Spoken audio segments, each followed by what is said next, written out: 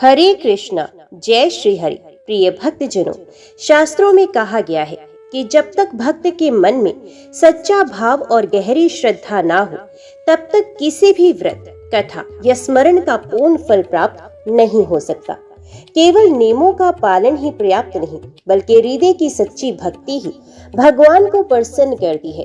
इसलिए आज हम पाप अंकुशा एकादशी की मुख्य कथा सुनाने से पहले आपको एक प्रेरक प्रसंग सुनाएंगे। और यह प्रसंग बताता है कि जब भक्त का मन पूर्णतः भगवान में लीन हो जाता है और उसकी भक्ति अत्यंत गहरी हो जाती है, तब वह अपने प्रभु को भी अपने भाव के अनुरूप ढाल लेता है। भगवान स्वयं भक्त के हृदय में बसे भाव के अनुसार रूप धारण कर लेते हैं और उसकी श्रद्धा को सार्थक कर देते हैं। तो आइए पहले हम सब मिलकर इस प्रेरणादायी प्रसंग का श्रवण करें और इसके बाद आपको पाप अंकुशा एकादशी की पावन कथा सुनने का सौभाग्य प्राप्त होगा, जिससे आपके जीवन में भी हरि कृपा और पुण्य का आलोक फैलेगा। प्रताप राय जी एक बहुत बड़े भक्त थे। उनका कुल परंपरा से कर्ज देने का व्यापार था, यानी वे दूसरे लोगों को कर्ज दिया करते थे। लोग उनके यहाँ पर स्वर्ण आभूषण आदि रखकर पैसे ले जाया करते थे और बाद में ब्याज सहित मूलधन देकर अपने आभूषण वापस ले जाते। प्रताप राय जी निरंतर नाम जप और भागवत आराधना में मगन रहते थे। धर्म और ईमानदारी से व्यापार करने से उन्हें बहुत धन और संपत्ति प्राप्त हुई। वे उससे संतों की सेवा और भंडारे आदि आयोजित करते थे। उनका बढ़ता यश देखकर लोग उनसे ईर्ष्या करने लगे और मिलकर उनके विरुद्ध योजना बनाने लगे। भगवान ये लोगों के हृदय में जलन उत्पन्न करके अपने भक्त की परीक्षा लेते हैं। वहां के काजी और 3 लोगों ने मिलकर प्रताप राय जी को नष्ट करने का, उनके व्यापार में उन्हें नुकसान पहुंचाने का निश्चय किया। अगले दिन उनमें से एक व्यक्ति उनके यहाँ कर्ज लेने गया। उसने पत्थरों से भरी एक झोली देकर कहा कि उसे उसकी बेटी की शादी के लिए 10,000 मुद्राएं चाहिए। प्रताप राय जी ने जब कुछ गिरवी रखने के बारे में सोचा, तो उसने वही झोली दिखाते हुए इशारा किया कि इसमें स्वर्ण आभूषण है। प्रताप राय जी उस पर विश्वास करते हुए बोले, सामने पड़े हुए बक्से में ये झोली रख दो और धन ले जाओ और ब्याज सहित वापस करके वहीं से झोली ले जाना। थोड़ी देर के बाद 2 और लोग आए और ऐसे ही कंकड़ों से भरी झोली के बदले प्रताप राय जी से स्वर्ण मुद्राएं लेकर चले गए। 5 दिन के बाद तीनों एक एक करके वापस आए और ब्याज सहित धन लौटाने लगे।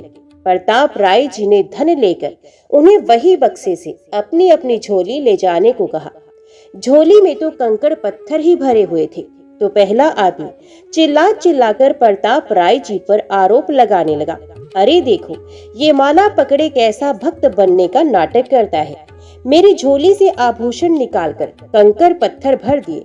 लोगों ने सुना तो आश्चर्यचकित होने लगे। इतने में बाकी दोनों भी आकर अपनी अपनी झोली में पड़े कंकड़ पत्थर सबको दिखाने लगे। अब तो वहां हाहाकार मच गया। तीनों की बातें सुनकर अब तो सभी को विश्वास हो गया कि हो ना हो ये प्रताप राय जी तो सच में पाखंडी हैं। और अब सबका विश्वास उन पर से उठ गया, क्योंकि उन्होंने सोचा कोई एक झूठ बोलेगा तो झूठ बोलेगा, लेकिन इतने सारे लोग तो झूठ नहीं बोल सकते कि आभूषण के बदले कंकड़ पत्थर वापस लौटाए। अब वहां का काजी जिसने मिलकर ये योजना बनाई थी, वो बादशाह के पास गया और प्रताप राय को दंड दिलाने की बात रखने लगा। आदेश हुआ कि प्रताप राय जी को बंदी बना लिया जाए और उनकी सारी संपत्ति जब्त कर ली जाए। प्रताप राय जी संपत्ति जब्त होने की बात जानते ही अपनी पत्नी से बोले कि ठाकुर जी को लेकर तुरंत अपने मायके चले जाओ। उनका भोग पूजा आदि नहीं रुकना चाहिए। उनको बचाओ, हम तो जेल में जैसा कष्ट आएगा भोग लेंगे। प्रताप राय जी की पत्नी ने ऐसा ही किया। उधर बादशाह के सैनिकों ने प्रताप राय जी की सारी संपत्ति जब्त कर ली और उन्हें बंदी बनाकर जेल में डाल दिया। प्रताप राय जी को संपत्ति की कोई चिंता नहीं थी। उन्हें चिंता थी तो केवल और केवल अपने ठाकुर जी की और उनकी सेवा की। तब कुछ लोगों ने बादशाह को बताया कि इन्होंने अपनी पत्नी और ठाकुर जी को तो मायके भिजवा दिया और उनके ठाकुर जी की मूर्ति तो अष्ट धातु की है, बड़ी महंगी है। इसलिए तो प्रताप राय ने पत्नी को उसे ले जाने के लिए कहा। अब जब बादशाह को पता चला तो बादशाह ने उनकी पत्नी को ही मायके से ठाकुर जी सहित बंदी बना लाने का आदेश दे दिया। अब जब सैनिकों ने उनकी पत्नी को भी जेल में डाल दिया और ठाकुर जी को संपत्ति मानकर बाकी सामान के साथ गोदाम में बंद कर दिया, तो प्रताप राय जी पत्नी को हथकड़ियों में देखकर सबको समझ गए। वे एकांत भाव होकर भगवान से प्रार्थना करने लगे, हे प्रभु, आज तक आपसे कुछ नहीं मांगा, ना ही कभी कोई शिकायत की, पर आज आपको गोदाम में बंद कर दिया गया है, जहां पर हम आपको ना तो भोग लगा सकते हैं और ना आपकी कोई सेवा ही कर सकते हैं। हम आपको अपने प्राणों से भी अधिक प्यार करते हैं और आपको हो रहा ये कष्ट हमें सहन नहीं हो पा रहा। कुछ उपाय कीजिए प्रभु, जिसे आपको भोग लगाना ना रुके, नहीं तो मैं जीवित नहीं रह पाऊंगा। अगर आपके भोग की व्यवस्था यही हो जाए तो चाहे आप हमें आजीवन जेल में रखिए, हमें कोई परवाह नहीं। भगवान प्रताप राय जी का ये भाव देखकर बहुत प्रसन्न हुए कि इस स्थिति में भी इसे मेरी चिंता है। पत्नी सहित बंदी बना लिए गए, इतना अपमान हुआ, सारी संपत्ति जब्त हो गई, फिर भी मेरे भोग की ही चिंता है। तत्काल भगवान ने उनका समर्पण देखते हुए अपना साक्षात्कार उन्हें कराया। प्रभु ने उन्हें जेल में ही दर्शन दिए। वहां का एक जमींदार प्रताप राय जी के समर्थन में बादशाह के सामने आया। ऐसी भगवत लीला हुई और फिर वे बोला, प्रताप राय जी के प्रति कोई पाखंड रचा गया है महाराज, क्योंकि वे तो ऐसा कभी कर ही नहीं सकते। उन तीनों की सही से दोबारा जांच होनी चाहिए। बादशाह ने तीनों को धमकी देते हुए कहा, अगर सच नहीं बोलोगे तो फांसी पर चढ़ा दिए जाओगे। तब तीनों ने बताया कि झोली में कंकड़ उन्होंने स्वयं रखे थे और ये सब काजी की ही योजना थी। बादशाह ने तुरंत काजी को बुलवाकर उसे दंड दिया और उन तीनों को भी बंदी बनाने का आदेश दिया गया। साथ ही साथ प्रताप राय जी के पूरे नुकसान सहित सब आर्थिक और संपत्ति वापस लौटाई और बड़े सम्मान सहित उन्हें वहां से रिहा किया गया। भक्त के जीवन में भगवान ऐसी ऐसी विपत्तियों की लीलाएं अपना साक्षात्कार कराने के लिए ही तो रचते हैं, इसलिए तो उनके जीवन में सबसे अधिक कष्ट दुख भेजते हैं। प्रताप राय जी और उनकी पत्नी दोनों को जेल में ही भगवत का साक्षात्कार हुआ। कल्पना कीजिए, हस्तिनापुर का विशाल महल दृश्य सामने है, राज्यसभा सजी हुई है, पर वातावरण एक गहन जिज्ञासा और गंभीरता से भरा हुआ है। उसी समय करुणा और से परिपूर्ण द्वारकाधीश श्री कृष्ण पधारते हैं। उनके तेज से पूरा महल आलोकित हो उठता है, मानो स्वयं सूर्य ने अपने प्रकाश को ही लज्जित कर दिया हो। धर्मराज युधिष्ठिर, जिनके हृदय में सदैव धर्म और पितृ ऋण की चिंता रहती है, श्रद्धा भाव से खड़े होकर प्रभु का स्वागत करते हैं। उनके मन में एक गंभीर प्रश्न उमड़ रहा है, जिसे केवल वसुदेव नंदन श्री कृष्ण ही स्पष्ट कर सकते हैं। वे विनम्र स्वर में पूछते हैं कि हे मधुसूदन, कृपया करके ये बताइए कि अश्विन के शुक्ल पक्ष में किस नाम की एकादशी होती है। तो भगवान श्री कृष्ण ने कहा कि हे राजन, अश्विन के शुक्ल पक्ष में जो एकादशी होती है वे पाप अंकुशा के नाम से विख्यात है, जिस पापों को हरने वाली तथा उत्तम है। उस दिन संपूर्ण मनोरथों की प्राप्ति के लिए मनुष्य को स्वर्ग और मोक्ष प्रदान करने वाले पद्मनाभ संज्ञक मुझ वसुदेव का पूजन करना चाहिए। जितेंद्रिय मुनि चिरकाल तक कठोर तपस्या करके जिस फल को प्राप्त करता है, वह उस दिन भगवान गरुड़ ध्वज को प्रणाम करने से ही मिल जाता है। पृथ्वी पर जितने तीर्थ और पवित्र देवालय हैं, उन सबके सेवन का फल भगवान विष्णु के नाम कीर्तन मात्र से मनुष्य प्राप्त कर लेता है। जो शारंग धनुष धारण करने वाले सर्वव्यापक भगवान जनार्दन की शरण में जाते हैं, उन्हें कभी यमलोक की यातना भोगनी नहीं पड़ती। यदि अन्य कार्य के प्रसंग से भी मनुष्य एकमात्र एकादशी को उपवास कर ले तो उसे कभी यम यातना प्राप्त नहीं होती। जो पुरुष विष्णु भक्त होकर भगवान शिव की निंदा करता है, वे भगवान विष्णु के लोक में स्थान नहीं पाता, उसे निश्चय ही नरक में गिरना पड़ता है। इसी प्रकार यदि कोई शैव या पाशुपत होकर भगवान विष्णु की निंदा करता है तो वे घोर रौरव नरक में डालकर तब तक पकाया जाता है जब तक कि 14 इंद्रों की आयु पूरी नहीं हो जाती। ये एकादशी स्वर्ग और मोक्ष प्रदान करने वाली, शरीर को निरोग बनाने वाली तथा सुंदर स्त्री, धन एवं मित्र देने वाली है। राजन, एकादशी को दिन में उपवास और रात्रि में जागरण करने से अनायास ही विष्णु धाम की प्राप्ति होती है। राजेंद्र, वह पुरुष मातृ पक्ष की 10, पिता पक्ष की 10 तथा स्त्री के पक्ष की भी 10 पीढ़ियों का उद्धार कर देता है। एकादशी व्रत करने वाले मनुष्य दिव्य रूपधारी, चतुर्भुज, गरुड़ की ध्वजा से युक्त, हार से सुशोभित और पीताम्बरधारी होकर भगवान विष्णु के धाम को जाते हैं। अश्विन के शुक्ल पक्ष में पाप अंकुशा का व्रत करने मात्र से ही मानव सब पापों से मुक्त हो श्रीहरि के लोक में जाता है।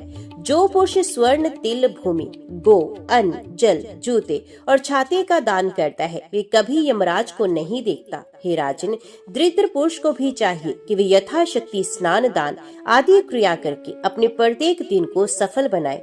जो होम, स्नान, जप, ध्यान और यज्ञ आदि पुण्य क्रम करने वाले हैं उन्हें भयंकर यम यातना दिखाई नहीं पड़ती। लोक में जो मानव दीर्घायु, धनाढ्य, कुलीन और निरोग देखे जाते हैं वे पहले के पुण्य आत्मा है। पुण्यकर्ता पुरुष ऐसे ही देखे जाते हैं। इस विषय में अधिक कहने से क्या लाभ। मनुष्य पाप से दुर्गति में पड़ते हैं और धर्म से स्वर्ग में जाते हैं। राजन, तुमने मुझसे जो कुछ पूछा था उसके अनुसार पाप अंकुशा का महात्म्य मैंने वर्णन कर दिया। ओम नमो भगवते वासुदेवाय नमः। पुराणों में वर्णित है कि अश्विन मास में जो महात्म्य है उसका श्रवण करने मात्र से ही जीव पापों से मुक्त होता है। इस मास की शुक्ल पक्ष की एकादशी को पाप अंकुशा एकादशी कहा जाता है। स्वयं नारद मुनि ने इस व्रत की महिमा राजा युधिष्ठिर को सुनाई थी। ये व्रत समस्त पापों का नाश कर देने वाला और मोक्ष प्रदान करने वाला है। नारद जी ने कहा, राजन, इस संसार में मनुष्य चाहे जितने भी पाप कर ले, यदि वे पाप अंकुशा एकादशी का व्रत करता है तो भगवान पद्मनाभ प्रसन्न होकर उसके समस्त पापों का शमन कर देते हैं। जैसे अग्नि में पड़कर सोना शुद्ध होता है, वैसे ये व्रत मनुष्य को निर्मल बनाता है। अब ध्यान से सुनिए उस कथा को जिसमें एक पापी शिकारी ने केवल इस व्रत के प्रभाव से जीवन मोक्ष पाया। बहुत समय पहले विंध्याचल के पर्वतमालाओं के बीच एक घना और भयाव्य वन था। उस वन में अनेक हिंसक पशु रहते थे। सिंह की गर्जना और हाथियों की चिंगाड़ दूर दूर तक सुनाई देती थी।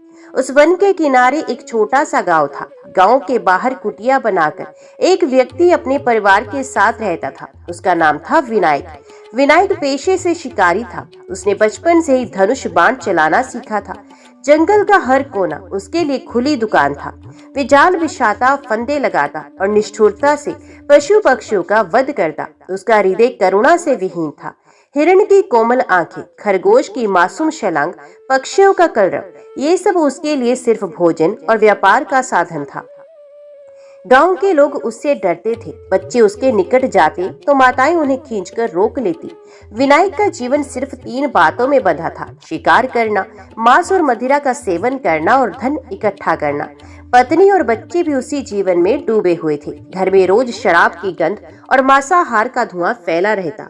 विनायक अक्सर अपने साथियों के साथ जुआ खेलता, झगड़ता और नशे में हिंसक कृत्य करता। दिन बीतते गए।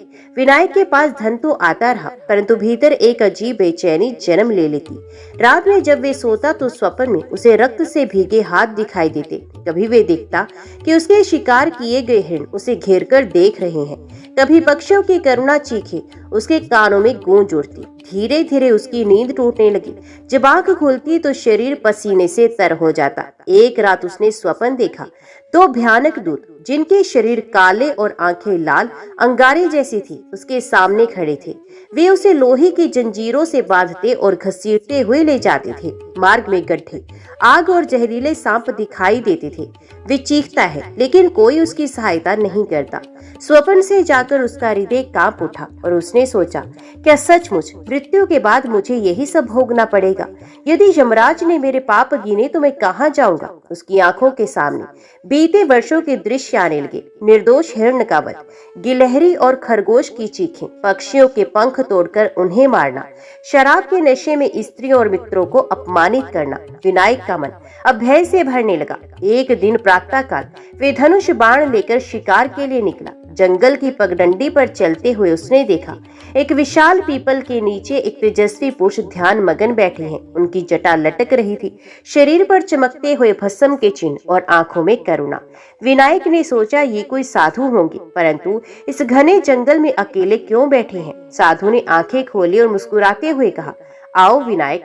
विनायक चौंक गया, आप मेरा नाम कैसे जानते हैं। साधु बोले, मैं नारद हूँ, सबके अंतकरण को जानने वाला। तुम्हारे पाप और तुम्हारी बेचैनी मुझे स्पष्ट दिखाई दे रही है। विनायक भयभीत होकर बोला, महात्मन, यदि आप सबको जानते हैं तो मुझे बताइए, क्या मेरे पापों का कोई प्रायश्चित है। रात दिन मुझे यमदूतों का भय सताता है। नारद मुनि ने गंभीर स्वर में कहा, विनायक, ये संसार नश्वर है, जो जैसा कर्म करता है उसे वैसा ही फल मिलता है, किंतु भगवान विष्णु ने मनुष्य को मुक्ति का मार्ग दिखाया है। अश्विन मास के शुक्ल पक्ष की पाप अंकुशा एकादशी आने वाली है। यदि तुम उस दिन श्रद्धा पूर्वक उपवास और भगवान पद्मनाभ का पूजन करोगे तो तुम्हारे पाप उसी प्रकार नष्ट होंगे जैसे सूर्य निकलने पर अंधकार। ये व्रत तुम्हें वैकुंठ धाम का अधिकारी बना सकता है। विनायक स्तब्ध रह गया, क्या सचमुच मेरे जैसे पापी का उद्धार संभव है। नारद जी मुस्कुराए, भगवान की करुणा असीम है। एक छोटा दीपक भी अंधकार मिटा देता है, तो भला एकादशी व्रत जैसे तेजस्वी साधन से पाप क्यों नहीं मिटेंगे। नारद मुनि के वचन सुनकर शिकारी विनायक घर लौट आया, लेकिन उसके मन में तूफान मच गया था। अब तक उसका जीवन केवल शिकार, मांस और मदिरा तक ही सीमित था। एक दिन भी यदि वे जंगल में नहीं जाता तो बेचैनी होती।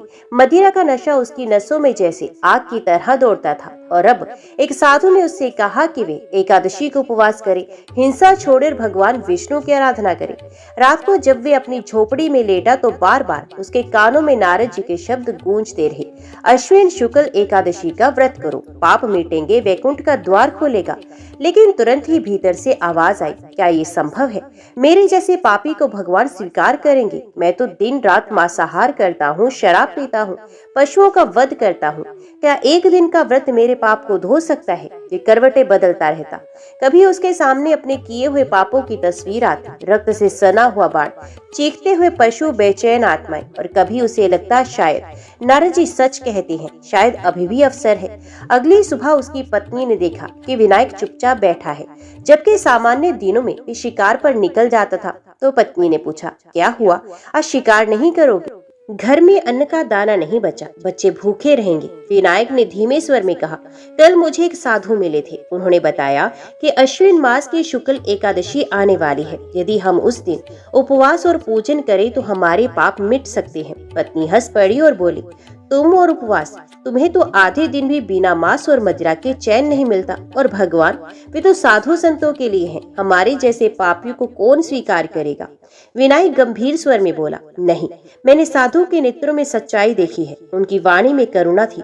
मुझे लगता है कि यदि अब भी मैंने मार्ग ना बदला तो मृत्यु के बाद मुझे यमदूत खींच कर ले जाएंगे। मैं और नहीं सह सकता। मैं पाप अंकुशा एकादशी का व्रत करूंगा, चाहे कितना भी कठिन क्यों ना हो। पत्नी ने उपेक्षा से मुंह फेर लिया, पर भीतर से वे भी डर गई। दिन बीते, एकादशी नजदीक आई। विनायक ने निश्चय किया कि व्रत के दिन शराब और मांस नहीं छुएगा। लेकिन जैसे जैसे वे सोचता, उसके भीतर ललक जाग उठती, उसके हाथ कांपने लगते, गला सूख जाता। जैसे वे मांसाहार से दूर रहने की कोशिश करता, उसे भूख और नशे की तड़प दोहरी शक्ति से पकड़ लेती। कभी वे सोचता, छोड़ो ये सब, कौन देख रहा है, मैं फिर से जंगल में जाकर शिकार करूंगा। लेकिन तभी नारद जी की वाणी याद आ जाती, एक छोटा दीपक भी अंधकार मिटा देता है, व्रत से पाप नष्ट होंगे। वे गहरी सांस लेकर अपने को संभालता। गांव में जब लोगों ने सुना कि शिकारी विनायक उपवास करने वाला है तो सब हंसने लगे। किसी ने कहा, क्या कभी लोमड़ी शाकाहारी हो सकती है, ये शिकारी उपवास करेगा। दूसरे ने उपहास किया, इतने वर्षों के पाप क्या एक दिन के व्रत से मिटेंगे। विनायक ने ये सब सुना, पर मन में ठान लिया, चाहे लोग हंसे, मुझे अब अपना जीवन बदलना ही होगा। एकादशी से एक दिन पहले वे गांव के तालाब में स्नान करने गया। जल में उतरते ही उसे लगा जैसे वर्षों का बोझ कुछ हल्का हुआ। फिर उसने पास के मंदिर में तुलसी दल लिया और घर लौट आया। पत्नी और बच्चों से कहा, कल हम सब उपवास करेंगे, तुम चाहे ना करो पर मैं अवश्य करूंगा। रात भर वे जागता रहा। कभी मन में भय, कभी आशा। उसने पहली बार अपने जीवन का आत्म मंथन किया। सुबह सूर्योदय से पहले वे स्नान कराया, शरीर पर स्वच्छ वस्त्र धारण किए, माथे पर चंदन लगाया, घर के कोने में मिट्टी से वेदी बनाई, उस पर भगवान विष्णु का चित्र रखकर दीप जलाया। उसने कांपते हाथों से संकल्प लिया, मैं विनायक अपने पापों से क्षमा याचना करते हुए अश्विन शुक्ल पाप अंकुशा एकादशी का व्रत करता हूँ। उस क्षण उसका हृदय कांप उठा। दिन भर उसने अन्न का एक दाना भी नहीं छुआ, केवल जल और तुलसी दल ग्रहण किया। जब भी भूख सताती वे आंखें मूंदकर भगवान विष्णु का नाम जपने लगता, ओम नमो नारायणाय। पत्नी और बच्चे भी उसका उपहास करने के बजाय चुप हो गए। उन्हें लगा कि आज विनायक के भीतर सचमुच कुछ बदल रहा है। संध्या समय जब उसने भगवान को दीप अर्पित किया तो उसके मन में शांति का ऐसा अनुभव हुआ जैसा उसने कभी नहीं जाना था। उसकी आंखों से आंसू बह निकले। वे सोचने लगा, क्या ये वही मैं हूँ जिसने जीवन भर रक्त बहाया? आज ये आंसू क्यों बह रहे हैं? शायद ये भगवान की करुणा है। रात्रि को उसने जागरण किया, मंत्र, कथा और स्तुति का श्रवण किया। पहली बार उसके हृदय में भक्ति का अंकुर फूटा। धीरे धीरे उसे लगा जैसे उसके पापों का बोझ हल्का हो रहा है। मध्य रात्रि को उसे अद्भुत स्वप्न आया। उसने देखा आकाश में दिव्य प्रकाश फैला हुआ है। 4 भुजाओं वाले भगवान पद्मनाभ पीताम्बर धारण किए, शंख चक्र गदा और पद्म लिए खड़े हैं। उनकी मुस्कान अमृत जैसी थी। उन्होंने कहा, विनायक भय मत करो, तुम्हारे पाप अंकुशित हो चुके हैं। जैसे हाथी को अंकुश नियंत्रित करता है, वैसी ये एकादशी तुम्हारे पापों को वश में कर चुकी है। अब तुम्हारा मार्ग मोक्ष की ओर होगा। विनायक रो पड़ा और उनके चरणों में गिर पड़ा। एकादशी की रात जब विनायक ने जागरण किया, मंत्रोच्चारण सुने और भगवान के नाम का स्मरण किया तो उसका हृदय भीतर तक बदल चुका था। सुबह जब सूर्य की किरणें झोपड़ी के भीतर आई तो उसे ऐसा लगा मानो नई जिंदगी की शुरुआत हो गई हो। पहली बार उसने अपने बच्चों को प्रेम से निहारा। पत्नी से मधुर स्वर में बोला, आज से हमारे घर में रक्त और नशे का धुआं नहीं फैलेगा। हम अब सत्य और भक्ति का जीवन बिताएंगे। पत्नी स्तब्ध रह गई। वे समझ नहीं पा रही थी ये वही विनायक है जो गुस्से में जरा सी बात पर हाथ उठा देता था। उस दिन के बाद विनायक ने जंगल जाना बंद कर दिया। उसने अपने धनुष, बाण और फंदे नदी में प्रवाहित कर दिए। उसके मित्र शिकारी जब उससे मिलने आए तो बोले, क्या हुआ, क्यों शिकार छोड़ दिया, तुम्हें क्या हो गया है? बिना शिकार के जीवन कैसे चलेगा? विनायक ने दृढ़ स्वर में कहा, अब मैं जीव हत्या नहीं करूंगा। एकादशी के व्रत ने मुझे सिखाया है कि हिंसा पाप है। भगवान के प्रिय बनने के लिए करुणा ही सबसे बड़ा हथियार है। मित्र हंस पड़े और कहते, क्या कभी बाघ अपनी आदत छोड़ सकता है? तुम फिर लौटोगे। पर विनायक ने संकल्प किया था, उसने उनकी बातों पर ध्यान नहीं दिया। पहले जहां भी पशुओं का वध करता, अब वहीं घायल पक्षियों और जानवरों की सेवा करने लगा। एक दिन उसने देखा कि एक हिरण का बच्चा कांटे में फंस गया है। यदि पुराना विनायक होता तो उसे बाण से मार गिराता, लेकिन अब उसने उसे धीरे से मुक्त किया और पानी पिलाया। उस क्षण उसकी आंखें भर आई और वे सोचने लगा, कितना बड़ा अंधकार था मेरा जीवन में। ये प्राणी भी तो भगवान की ही रचना है। धीरे धीरे गांव वालों ने भी देखा कि विनायक का जीवन सचमुच बदल चुका है। जो व्यक्ति पहले शराबी और हिंसक था, वही अब मंदिर जाता और भजन करता और दीन दुखियों की सहायता करता। गांव के बुजुर्ग बोले, ये तो सचमुच चमत्कार है। शायद सच है कि पाप अंकुशा एकादशी किसी को भी बदल सकती है। बच्चे जो पहले उससे डरते थे, अब उसके पास खेलने लगे। वे उन्हें धर्म की बातें सुनाता, करुणा और सत्य की शिक्षा देता। पत्नी जिसने पहले उपहास किया था, अब स्वयं उसके साथ उपवास करने लगी। बच्चे भी मांसाहार से दूर हो गए। विनायक के घर में पहली बार भजन कीर्तन की ध्वनि गूंजने लगी। धीरे धीरे उसका पूरा परिवार धर्ममय हो गया। वर्षों बीत गए। विनायक ने भक्ति, सेवा और दया से अपना जीवन बिताया। अब उसके बाल सफेद हो चुके थे, शरीर कमजोर हो गया था, लेकिन उसकी आंखों में शांति और मुख पर तेज था। एक दिन वे अपने घर के आंगन में तुलसी के पौधे के पास बैठा हुआ भगवान विष्णु का नाम जप रहा था। अचानक उसे लगा कि उसका प्राण निकलने वाला है। उसने पत्नी और बच्चों को बुलाकर कहा, डरो मत, मृत्यु कोई अंत नहीं, ये तो केवल भगवान के चरणों में पहुंचने का मार्ग है। पाप अंकुशा एकादशी के व्रत ने मुझे ये आशीर्वाद दिया है। इतना कहकर उसने आंखें मूंद ली। उसी क्षण वातावरण में परिवर्तन हुआ। आकाश में बिजली सी चमक और 2 भयानक यमदूत प्रकट हुए। उनके हाथों में लोहे की जंजीरें और त्रिशूल थे। वे बोले, ये वही विनायक है जिसने जीवन भर पाप किए, इसे हमारे साथ चलना होगा। परंतु तभी वहां दिव्य प्रकाश फैला। 4 विष्णुदूत स्वर्णिम वस्त्र पहने, हाथों में गदा और शंख लिए प्रकट हुए। उनका रूप तेजोमय था। उन्होंने कहा, रुको यमदूतों, विनायक अब तुम्हारे अधिकार में नहीं है। उसने पाप अंकुशा एकादशी का व्रत किया है, हिंसा त्यागी और भक्ति का जीवन जिया। अब ये वैकुंठ का अधिकारी है। यमदूत पीछे हट गए, उनका तेज क्षीण हो गया। विष्णु दूतों ने विनायक की आत्मा को दिव्य विमान पर बिठाया। उसने देखा, नीचे उसका शरीर पड़ा है और परिवार रो रहा है, लेकिन उसके भीतर आनंद उमड़ रहा था। धीरे धीरे विमान आकाश में ऊपर उठता गया, स्वर्णिम मार्ग पर भी बढ़ता गया। उनके सामने दिव्य लोक, जहाँ दुख, रोग और मृत्यु नहीं थी। आखिरकार उसने देखा, श्वेत प्रकाश से आच्छादित वैकुंठ था। वहाँ स्वयं भगवान पद्मनाभ खड़े थे। विनायक ने चरणों में गिरकर कहा, प्रभु, मेरे जैसे पापी को आपने अपनाया, यही आपकी असीम करुणा है। भगवान मुस्कुराए और बोले, विनायक, पाप अंकुशा एकादशी का व्रत करने से पाप अंकुशित हो जाते हैं। आज से तुम मेरे धाम में निवास करोगे। नारद मुनि ने युधिष्ठिर से कहा, राजन, यही पाप अंकुशा एकादशी की महिमा है। जिस प्रकार शिकारी विनायक पापों से मुक्त होकर वैकुंठ गया, वैसे ही जो भी श्रद्धा पूर्वक इस व्रत को करता है, उसके पाप नष्ट होकर भगवान के धाम का मार्ग प्रशस्त हो जाता है। राजा युधिष्ठिर ने एक बार भगवान श्री कृष्ण से पूछा, मधुसूदन, अश्विन मास के शुक्ल पक्ष की एकादशी का क्या नाम है और उसका क्या फल है? किस प्रकार उसका पालन करना चाहिए और कौन सी कथा उससे जुड़ी है? तब भगवान श्री कृष्ण ने मुस्कुराते हुए कहा, राजन, यह एकादशी पाप अंकुशा एकादशी के नाम से प्रसिद्ध है। ये मनुष्य के जीवन भर किए हुए असंख्य पापों का नाश कर देती है और उसे मोक्ष प्रदान करती है। इस व्रत का प्रभाव इतना अद्भुत है कि यदि कोई दुष्ट, अपराधी, पापी, व्यभिचारी या व्यसनी भी इसे श्रद्धा पूर्वक करे तो वे भी मुक्त हो जाता है। तुम्हें एक कथा सुनाता हूँ। ये कथा एक नगर की वैश्या की है, जिसने इस व्रत के कारण वैकुंठ धाम प्राप्त किया। बहुत समय पहले अवंती नगरी नामक एक समृद्ध नगर था। उस नगर में व्यापारी, सैनिक, ब्राह्मण, स्त्रियां और बच्चे सभी सुख शांति से रहते थे। नगर में ऊंचे ऊंचे प्रासाद, मंदिरों के शिखर और बाजारों की रौनक दूर दूर तक प्रसिद्ध थी। इसी नगर के बीच एक नर्तकी और वैश्या रहती थी, जिसका नाम था मालविका। मालविका रूपवती थी। उसकी बड़ी बड़ी आंखें, काले केश और मधुर वाणी ने नगर के युवकों और धनवान व्यापारियों को आकर्षित कर लिया था। लेकिन उसका जीवन केवल धन और वासना पर आधारित था। उसका घर बाहर से महलों जैसा सजाया गया था। दरवाजों पर रंगीन पर्दे, भीतर मदिरा और नृत्य का शोर, सुगंधित धूप और चंदन की महक। लेकिन भीतर का वातावरण अधर्म से भरा था। रोज वहाँ दावत होती, संगीत और नृत्य चलता, पुरुष आते और धन लुटाते। मालविका उनके साथ हंसती, गाती और उनके धन से अपनी ऐश्वर्यपूर्ण जीवन शैली बनाए रखती।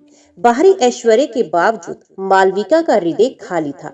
जब रात को सब लोग चले जाते, जब संगीत की धुनें थम जाती और दीपक बुझ जाते, तो वे अकेली बैठ जाती। उस समय उसकी आंखों से आंसू बहते और वे सोचती, लोग मुझे रूपवती और चतुर समझते हैं, लेकिन क्या मैं वास्तव में सुखी हूँ? दिन रात जो पाप मैं करती हूँ, क्या उसका कोई फल नहीं मिलेगा? क्या मैं जीवन भर ऐसे ही दूषित रहूंगी? धीरे धीरे उसके सपनों में भयाव्य दृश्य आने लगे। कभी वे देखती कि यमदूत उसे घसीट रहे हैं, कभी वे देखती कि उसकी आत्मा अग्नि में जल रही है। कभी उन स्त्रियों की छाया आती जिनके पति उसके कारण भटक गए थे।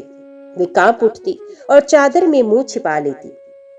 नगरवासी उसे धनवान मानते थे, परंतु कोई भी उसे आदर की दृष्टि से नहीं देखता था। स्त्रियां उसे अपमानजनक दृष्टि से देखती। पुरुष उसके पास केवल वासना की पूर्ति के लिए आते।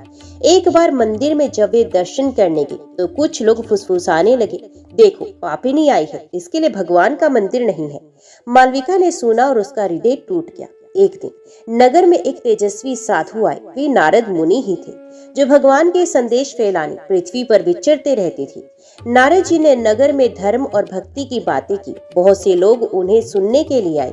मालविका भी भीड़ में खड़ी थी। जब नारद जी ने कहा, कोई भी मनुष्य कितना भी पापी क्यों ना हो, यदि वे भगवान विष्णु की शरण में आ जाए और पाप अंकुशा एकादशी का व्रत करे, तो उसके सारे पाप मिट जाते हैं। तो मालविका के हृदय में बिजली सी कौंध गई। सभा समाप्त होने के बाद वे कांपते हुए उनके पास गई और रो पड़ी, मुनिवर, मैं पापिनी हूँ। मेरा जीवन व्यभिचार और अधर्म में बीता है। क्या मेरे जैसे पापियों का उद्धार संभव है? नारद जी ने उसके आंसू पोंछते हुए कहा, बेटी, भगवान की करुणा अनंत है। एक छोटा दीपक भी अंधकार को मिटा देता है। तुम यदि अश्विन मास की शुक्ल पक्ष की पाप अंकुशा एकादशी का व्रत करोगी, सच्चे मन से भगवान पद्मनाभ का स्मरण करोगी, तो तुम्हारे पाप उसी क्षण अंकुशित हो जाएंगे। मालविका अवाक रह गई। क्या सचमुच ऐसा संभव है? नारद जी ने दृढ़ स्वर में कहा, हाँ, यदि श्रद्धा और निश्चय हो तो भगवान स्वयं तुम्हें अपने धाम में ले जाएंगे। साधु से मिलने के बाद मालविका का जीवन बदलने लगा, परंतु उसके भीतर भयंकर संघर्ष था। उसका मन कहता, तुम वैश्या हो, तुम्हारा उद्धार कैसे होगा? तुम्हें लोग उपहास करेंगे, तुम भूख प्यास सहन नहीं कर पाओगी। लेकिन दूसरी आवाज कहती, ये तुम्हारा अंतिम अवसर है। यदि अब नहीं बदली तो जीवन भर पाप में डूबकर नरक में गिरोगी। रात भर वे सो नहीं सकी। उसने तय किया, चाहे लोग हंसे, चाहे मुझे भूख प्यास से कष्ट हो, मैं ये व्रत अवश्य करूंगी। नारद मुनि से मिलने के बाद मालविका के हृदय में अजीब सी हलचल रहने लगी। पहली बार उसके भीतर पाप से विरक्ति और भगवान के प्रति आकर्षण पैदा हुआ, परंतु उसका जीवन इतना गहरे पाप में डूबा हुआ था कि बाहर निकलना कठिन प्रतीत होता था। उसका मन हर पल कहता, क्या तू नशा छोड़ पाएगी? क्या तू धन और ऐश्वर्य का त्याग कर पाएगी? फिर भी उसके भीतर से एक आवाज गूंजती, यदि तू नहीं बदली तो तेरा भविष्य नरक की अग्नि है। ये अवसर भगवान ने स्वयं भेजा है। मालविका ने निश्चय किया कि वे अश्विन शुक्ल पाप अंकुशा एकादशी का व्रत करेगी।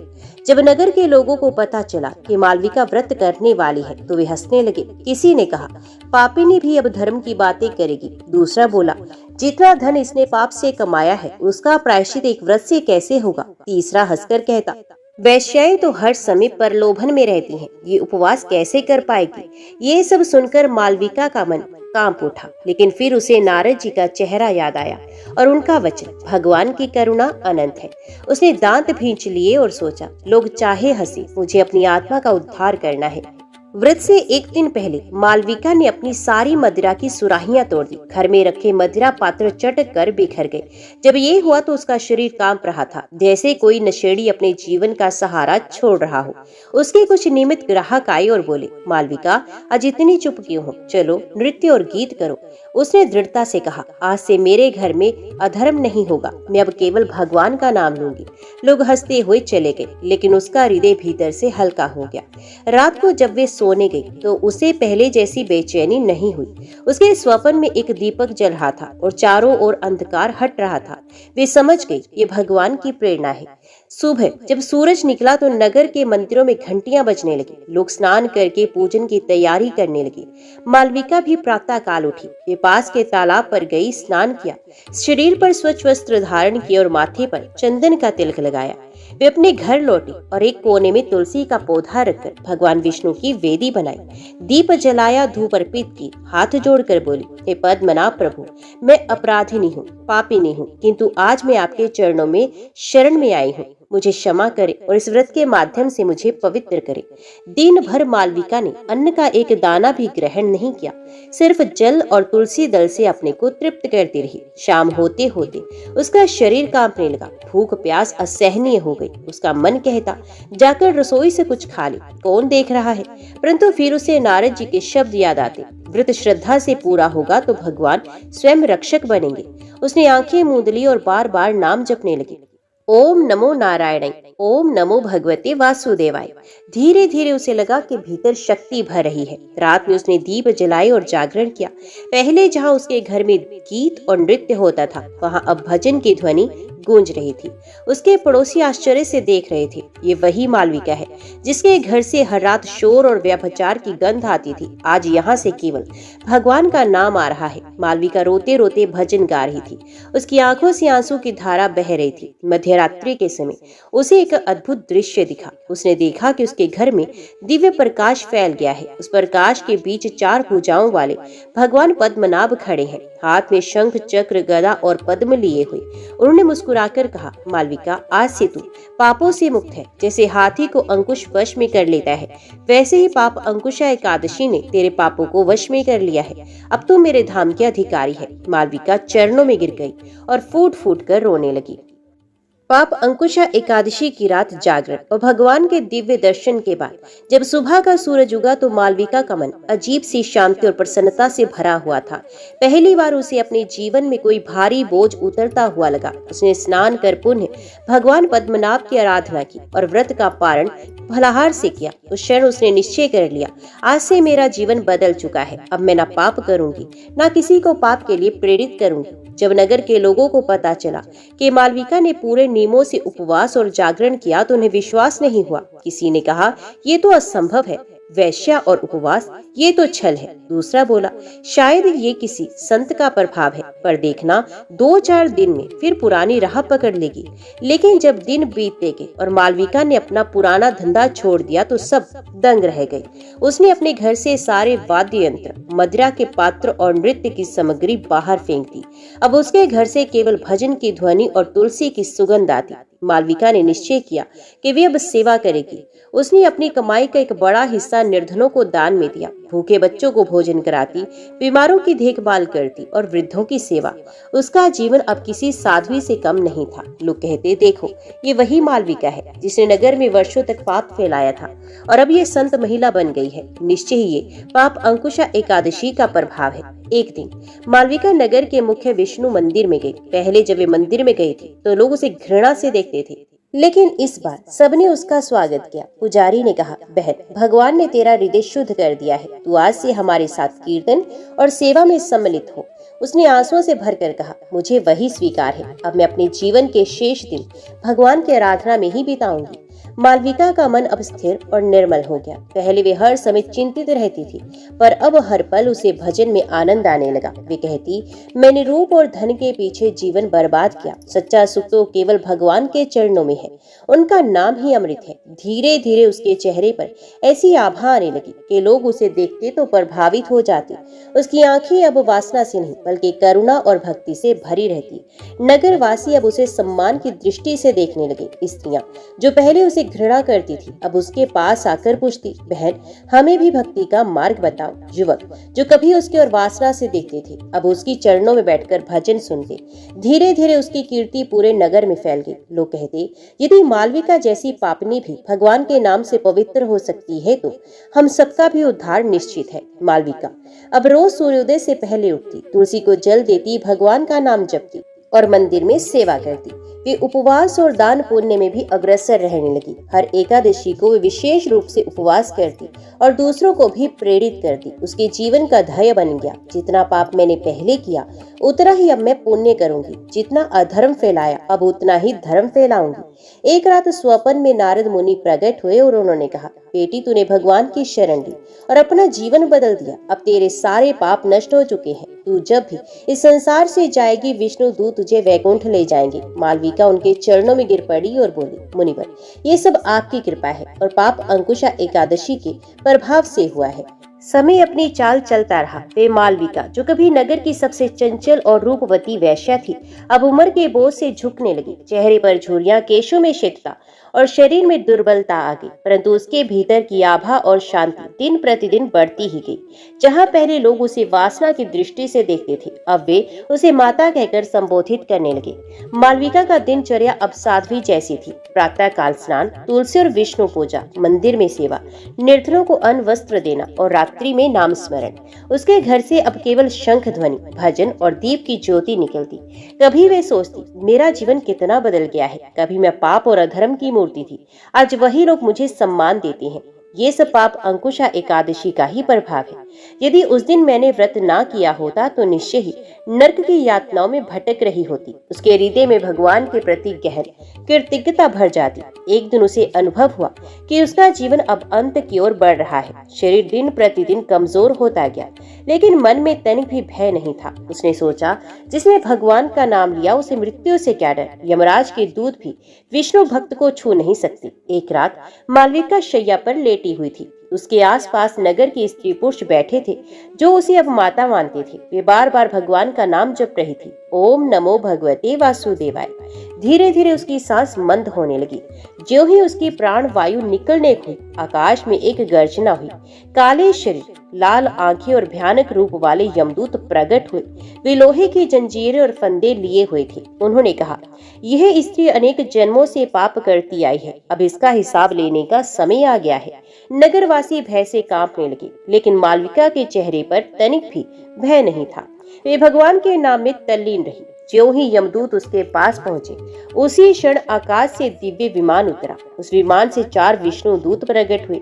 उनके शरीर श्वेत, वस्त्र पीत वर्णी और हाथों में शंख, चक्र, गदा, पद्म थे।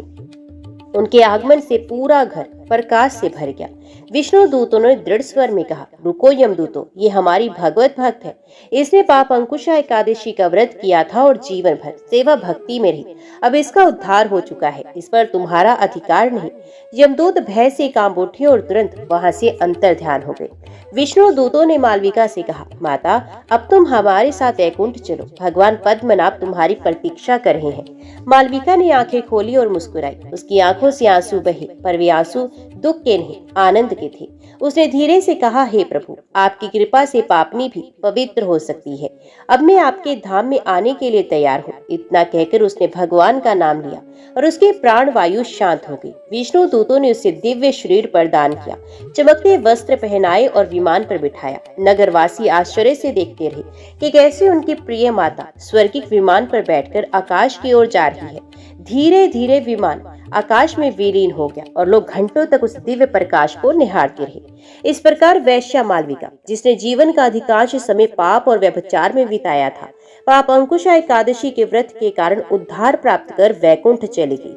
नारद मुनि ने युधिष्ठिर से कहा कि हे राजन, यही है पाप अंकुशा एकादशी का प्रभाव। यदि वैश्या जैसी पापनी भी भगवान के धाम पहुंच सकती है, तो कोई भी मनुष्य इस व्रत से मोक्ष प्राप्त कर सकता है। अतः हर कोई श्रद्धा से इस एकादशी का पालन करे। ओम नमो भगवते वासुदेवाय नमः। उम्मीद करती हूँ आज की वीडियो आपको पसंद आई होगी। तो यहीं पर हम कथा की समाप्ति करते हैं। तो मिलते हैं अगली कथा के साथ। तब तक के लिए जय श्री कृष्ण।